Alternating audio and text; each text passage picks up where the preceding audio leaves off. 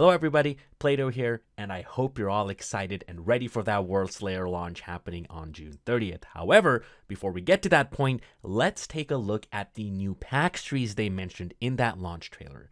For this video, we're going to be going ahead and taking a look at the Devastator PAX Tree. If you're interested in Pyromancer, Trickster, and Technomancer, links down below for those PAX Trees as well. Also, the raw image files for the Devastator PAX Tree, also in the description down below.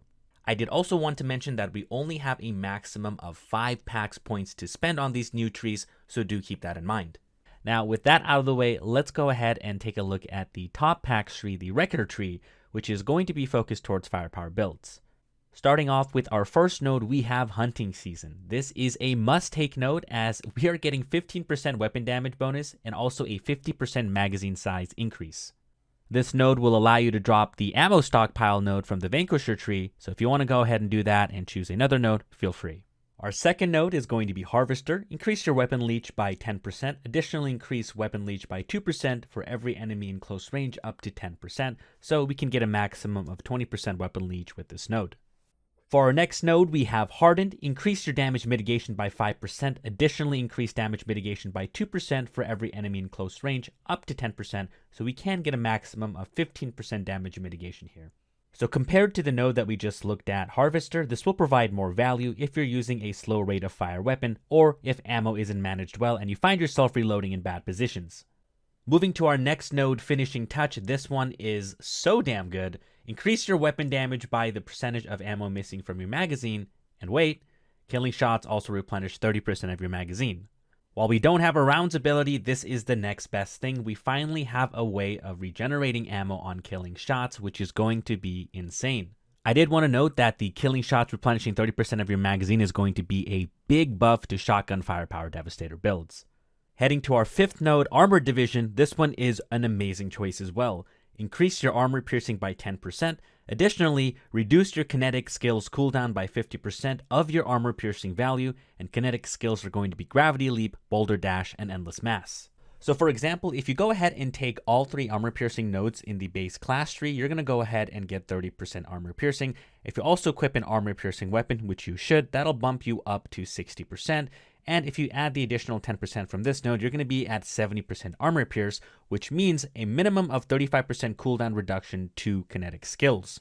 Faster cooldowns on your kinetic means more uptime on Vanquisher Capstone Altered Charge, more uptime on Primal Chain Gun if you fancy this mod, and also more frequent casting of Endless Mass for grouping and better mobility from Gravity Leap.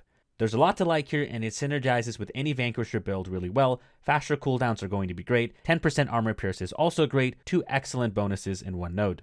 Next, we have Against Devastating Odds. Damaging at least 3 enemies with a kinetic skill grants you 30% armor piercing for 4 seconds. Damaging less enemies makes your shots critical shots for 4 seconds. And again, kinetic skills are Gravity Leap, Boulder Dash, and Endless Mass. Now remember when we were talking about Armored Division, we were at 70% armor piercing. This means if we go ahead and land more than 2 hits with the kinetic skill, we will now be at 100% armor piercing. This means we're pretty much Blighted Rounds Techno. Now I'm not 100% sure on this, but if we assume enemy armor scales the same as ours, it scales with diminishing returns. That means ignoring that last bit of armor lets us take full advantage of the massive weapon damage bonuses available to us with the Vanquisher Capstones, Altered Charged, and Champion.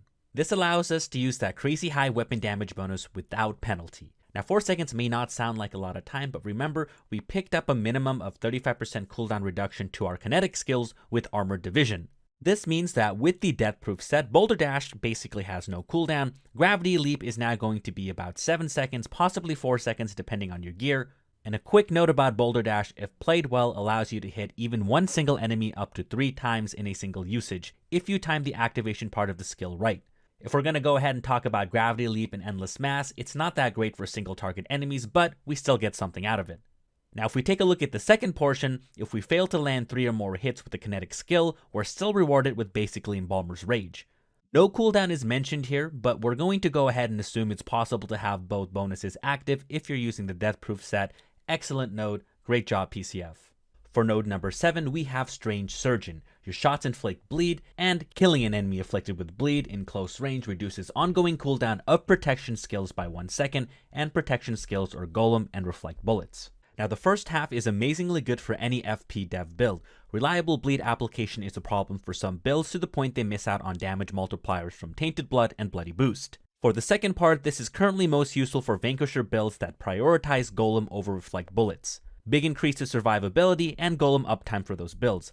At this time, the statue set bonus still doesn't work correctly with Golem. The bonus is lost if you get staggered or knocked back, so this could be a way to greatly reduce the cooldown for more frequent Golem use and allow good uptime from the champion capstone in the Vanquisher class tree. If the statue set ever gets fixed, hopefully with the WORLDSLAYER update, this node does lose a lot of value since statue build can maintain Golem indefinitely as long as enemies dies in close range with the T1 mod Golem of Death, and they can also reliably apply bleed with the T1 mod Bleeding Impulse.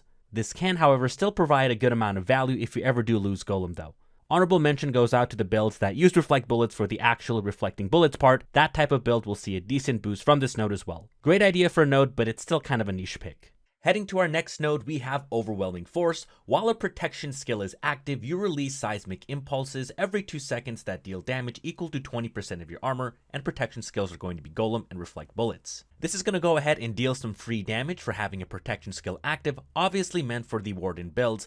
Maybe Deathproof Vanquisher going heavy on the armor mods like Mitigation from Death and Damage Absorber for the firepower boost from the set. First off, unless the Warden tree gets a rework, don't play Warden at all. You can only make worse versions of solid builds with that tree without bug abusing. Even with bugs, Vanquisher and Seismic Shifter trees yield better results. Secondly, unless the range of this is massive, think Ash Blast with Ash increase range, or better yet map wide like Overheat, it won't be worth taking this node. If the range is huge though, it may be worth considering. We'll just have to wait and see. Enemies hiding all the way in Narnia is a big speed killer and annoyance to Devastator, so being able to passively kill them could be great. Better than Come One and Come All, which we'll get to in just a bit. For our second to last node on the top PAX tree, we have Elitism. Shots on elites reduce incoming damage from elites by 15% and increase damage against elites by 15% for 5 seconds with a 5-second cooldown. This is not a bad pick as you don't get a choice if you want to go ahead and go on to the final capstone, which is going to be Come One, Come All. For our final node in the top PAX tree wrecker, we have Come One, Come All. Your kinetic skills remove effect resistance from hit elites with a 10-second cooldown, and again kinetic skills are Gravity Leap, Boulder Dash, and Endless Mass.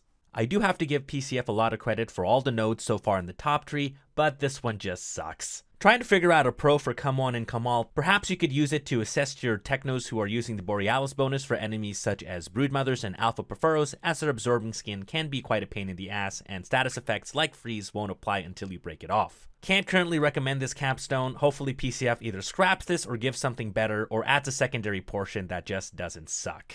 Shifting to our bottom PAX tree, the Tectonic Shifter, we have our first node in Impact Point.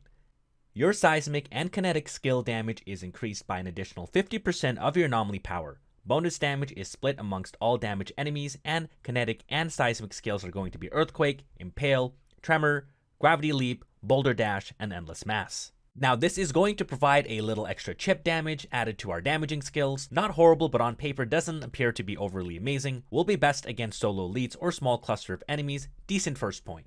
For our second node, we have Puncture. Your seismic skills inflict bleed. Anomaly damage to enemies afflicted with bleed is increased by 15%, and seismic skills will include Earthquake, Impale, and Tremor. So basically this node is going to be comparable to the T1 mod Bloodshock, but affecting all seismic skills, plus T2 Bloody Boost. It's a good point to take for builds using seismic skills for damage, such as the current Seismic Commander builds. It is however a bit annoying that Devastator skills just don't inflict bleed natively without requiring mods or nodes to do so, but that's just how it works.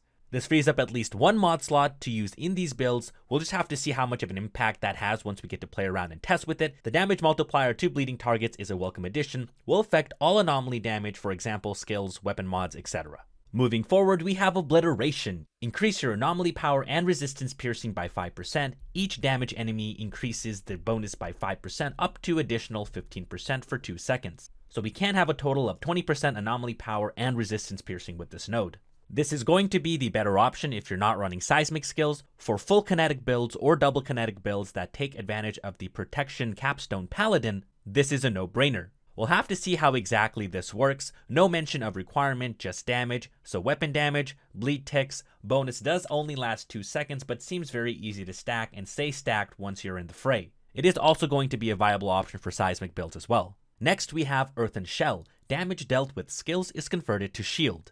We're gonna go ahead and have to see what these numbers actually are as far as damage dealt to shield return ratio. Is it a percentage? This node is going to have 3 possibilities. 1, it's so low that it's useless. 2, the number is so high that it's unbelievably busted. Or 3, it's wasted anyway because Seismic Shifter Devastator has so much survivability to begin with that this is just completely unnecessary. As this is a node that is required to progress the PAX tree, I see it as a wasted point. Hopefully PCF can reconsider this node. Moving along, we have Upheaval. Enemies damaged by seismic skills become upheaved for 5 seconds, storing 15% of damage received during that time and releasing it once the effect ends. Seismic skills are going to include Earthquake, Impale, and Tremor.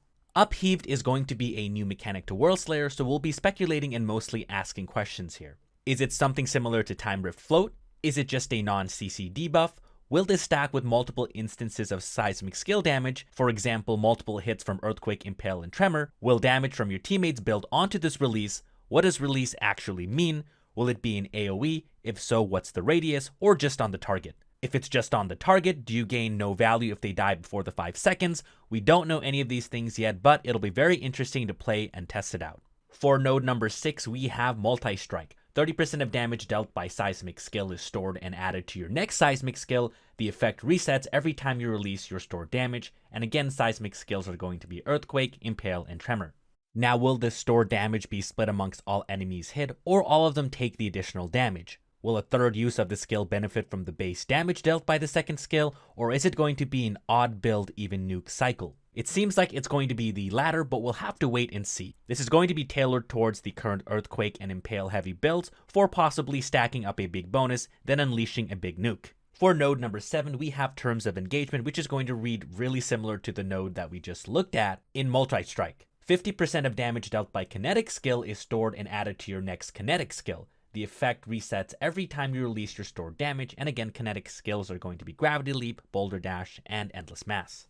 The same questions and thoughts apply from Multistrike on how exactly this is going to work. It looks like it could set up some well-played moments of a big stacking leap, then an unleash onto a priority elite target. This node appears to be tailored more towards a full or 2 kinetic skill build like a martial set user more than the current Seismic Commander build, though they could get use out of it by using the double jump T3 mod for 2 gravity leaps if they wanted to. Moving on to Momentum, each enemy damaged by your kinetic skill reduces ongoing cooldown of other kinetic skills by 1 second, and again, kinetic skills are going to be Gravity Leap, Boulder Dash, and Endless Mass. This is basically the second half of Energy Transmission, which we'll get to in just a moment, but for kinetic skills feeding kinetic skills. It has big synergy with Terms of Engagement, and looks to be very good for a build like the full kinetic or double kinetic martial set build, which is held back a lot by waiting on cooldowns to come back up to unleash big nukes and debuffs on groups of enemies. I like the idea behind this a lot. We'll have to see exactly how big of a buff this is to the playstyle, but initial thoughts are it's pretty big. Heading to our second to last node on the Tectonic Shifter PAX tree, we have Richter Rising. Enemies damaged by both seismic and kinetic skills within 4 seconds receive 30% more damage for 4 seconds. And again, seismic and kinetic skills are going to be Earthquake, Impale, Tremor, Gravity Leap, Boulder Dash, and Endless Mass. This is a very interesting node and looks to slot in really well to the current Leap-Quake meta. Now, will this bonus be a unique multiplier? Can it be stacked by cycling Earthquake, Leap to reward players? We'll have to test out and see. Looks to gain the most value on high HP elite targets like Broodmothers to set up a short nuke window for you and your team, especially when paired with the Despair mod, which is a T3 mod for Gravity Leap. Looks very promising.